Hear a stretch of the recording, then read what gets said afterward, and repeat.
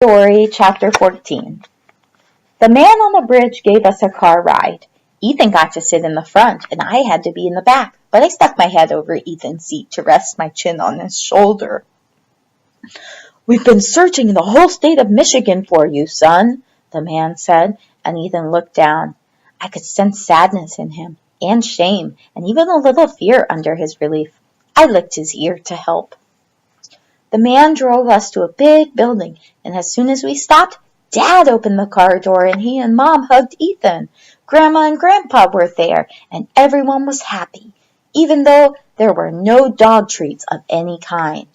And it was definitely time for dog treats, or more sandwiches, or even just a great big heaping bowl of ordinary dog food.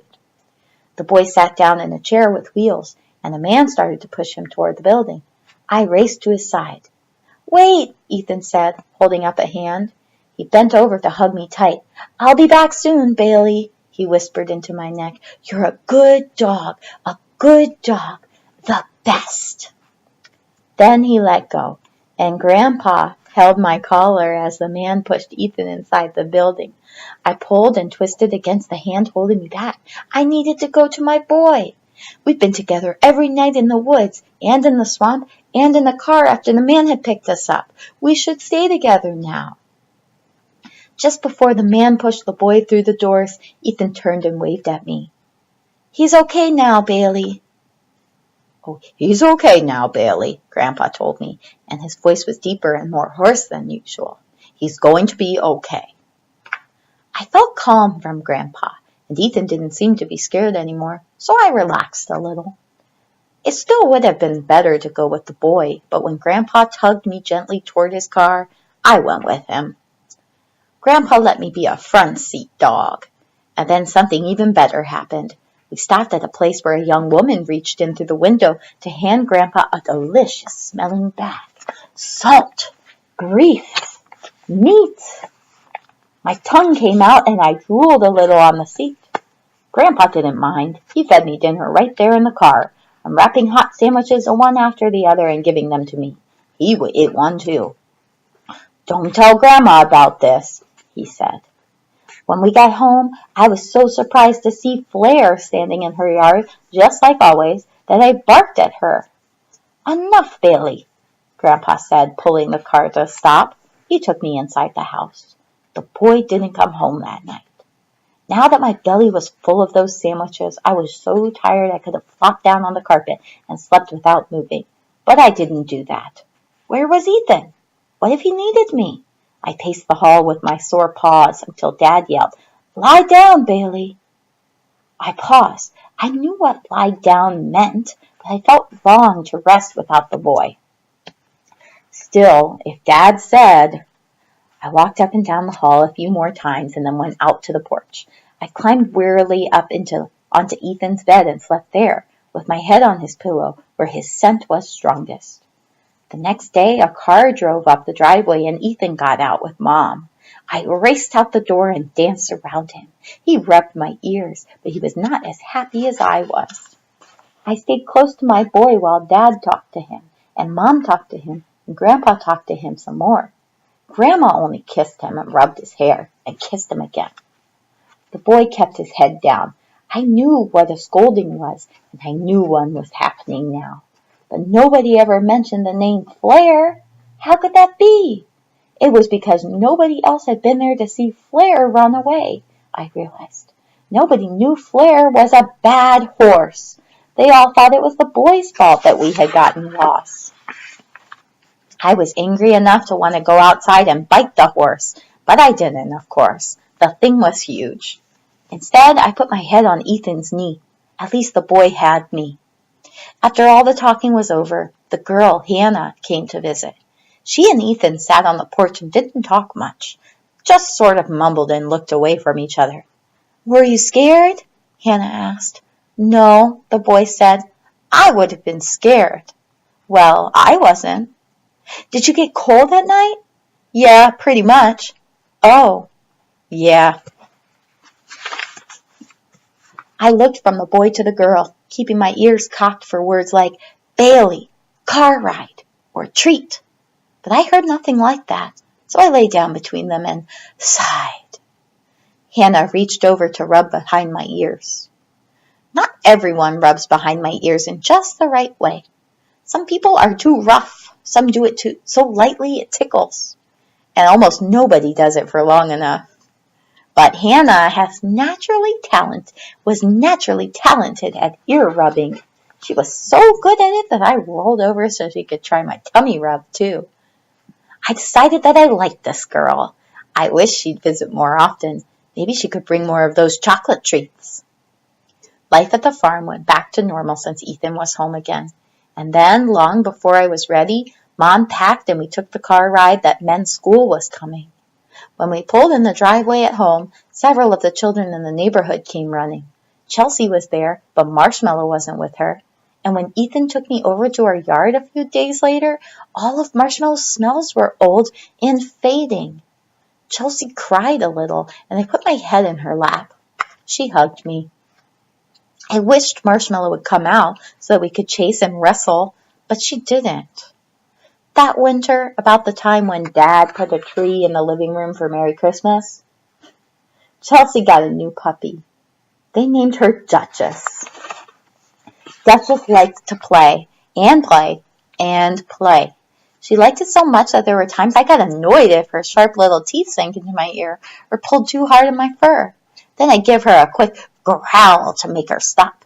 She'd blink at me with an innocent, puzzled face and back off for a few seconds before she seemed to decide that I couldn't have meant it, and she'd leap at me again. It was very irritating.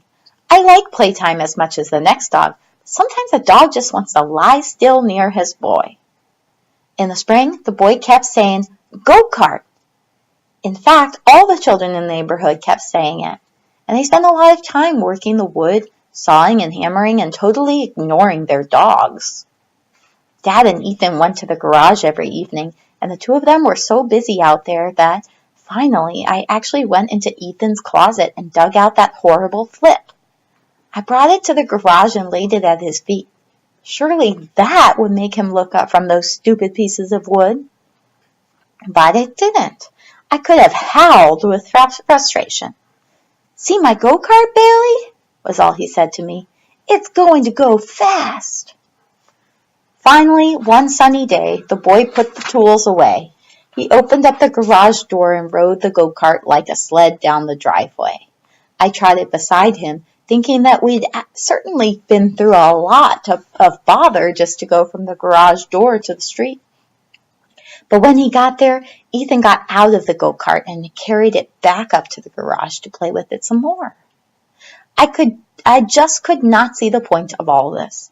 At least with the flip, there was something you could chew. A week or so later, on a day when there was no school, all the kids in the neighborhood got out their go-karts and brought them to the hill a few blocks away, where we went in the winter to go sledding. Duchess was too young to come with us, but I went along with my boy.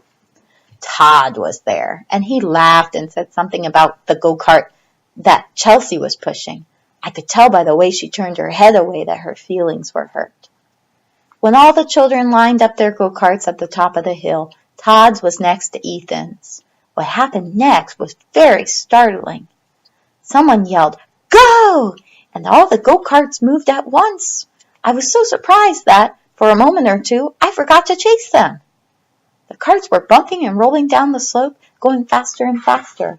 Todd had braced his feet on the ground to give his go-kart a big shove as he started, and he was in front. Chelsea's cart was bumbling along near the back. Ethan's was gathering speed and getting closer to Todd's. I headed out after them, running as fast as I could to catch up with my boy. Finally, I understood what all the hammering and sawing and sanding was for. It was just like sledding, but without snow. It meant that all of us could go fast together. I galloped along, wind flapping my ears, my tongue hanging out. I passed one cart, then after another. Then I was racing right behind Ethan. The only cart in front of his was Todd's. At the bottom of the hill, Billy, Ethan's friend who smelled of peanut butter, was standing with a flag on a stick. Ethan's cart, and Todd's too, was headed straight for him. Just like I did in the winter, when the boy was lying on his sled, I leaped, landing right on the back of Ethan's go-kart. The go-kart was a little trickier than the sled. Ethan was sitting up, not lying down, so I couldn't land on him. I flopped against his back and the cart lurched under us. "Billy!" Ethan yelled, but he was laughing. My weight and the force of my jump pushed his cart ahead faster than ever. We whizzed past Todd and then past Billy, who waved his flag. He must be having fun, too. The ground leveled out and our cart slowed and stopped. Ethan squirmed around to hug me. "Good dog, Billy," he told me. I wagged. Were we going to do it again? All the other go-karts rolled up behind us, followed by the rest of the children, yelling and laughing. Billy came over and held Ethan's hand up in the air. He dropped the stick with the flag on it, and I picked it up, shaking it, dancing around and daring anyone to try to take it from me. "Not fair! Not fair!" Todd shouted. A crowd of children grew quiet. A hot fury poured off Todd. He pushed other children aside and stood facing Ethan. The dog jumped on the cart. That's why you won. That doesn't count," Todd insisted. "So what? Bailey was just playing," Chelsea said. She tensed as Todd moved his furious gaze to her. "I would have caught you anyway," Ethan said. "Everybody who says Todd's right, say aye," Billy called. "Aye," shouted Todd, but he shouted it alone, and as he looked around, his anger doubled. "Everybody who says Ethan won, say nay," Billy said. "Nay," the rest of the children all shouted. It was so loud that I dropped my stick in surprise. Ethan grinned, not taking his eyes off Todd. Todd took a step forward, his fists bunched up, and he swung, hitting Ethan right in the center of his chest. Ethan jumped back, ducked a little, and then he lunged forward and tackled Todd. The two of them fell to the ground. "Fight!" Billy yelled. Ethan and Todd rolled over the ground together. I knew about wrestling, but when dogs tussled, there was no anger, no desire to hurt. Here, it was different. I jumped forward, but Chelsea reached out to grab my collar. "No, Bailey, stay," she told me. I squirmed and twisted, trying to slip loose. I liked Chelsea, but she didn't get to tell me when to stay when my boy needed me. Ethan was soon sitting on top of Todd, his hands braced on the other boy's shoulders. "You give?" Ethan demanded. Todd looked away. Waves of humiliation and hate wafted off of him. Finally, he nodded. Ethan got off him and both boys got up, slapping dirt from their pants. Chelsea's hand slackened on my collar. I felt the sudden surge of rage from Todd, and he lunged, slamming both of his hands on Ethan's shoulders. Ethan staggered and almost fell. I was there beside him, ready to defend him. Ethan straightened up slowly. He put a hand on my neck. Ethan looked at Todd, then Billy stepped forward. "No," Billy said. "You gave in, Todd. That's it." "No," Chelsea said. "No," some of the other children said. "No." Todd looked around. Then he turned away, his fists clenched at his sides. Without speaking, without looking at anyone, he picked up his go-kart and headed back up the hill. Once Todd was gone, the rest of the children dragged their carts back up the hill and rode them down, again and again. I rode with Ethan each time. That night, Ethan was excited at dinner, talking rapidly to Mom and Dad, who smiled as they listened. It took the boy a long time to fall asleep, and after he finally did, he was restless enough that, at last, I slid off the bed to lie on the floor. This meant I wasn't deeply asleep when I heard a huge crash from downstairs. "What was that?" the boy asked, sitting bolt upright in bed. He threw the covers back as lights came on outside the bedroom door. "Ethan, stay in your room," Dad called from the hallway. His voice was tight. He was tense, angry, and afraid. "Bailey, come." Obediently, I trotted downstairs after Dad.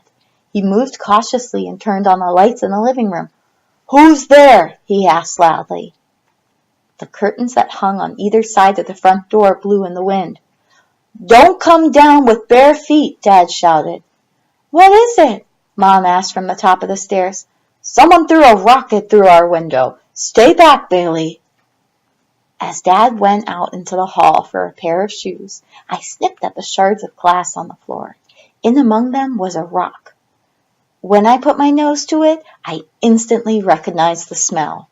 Todd.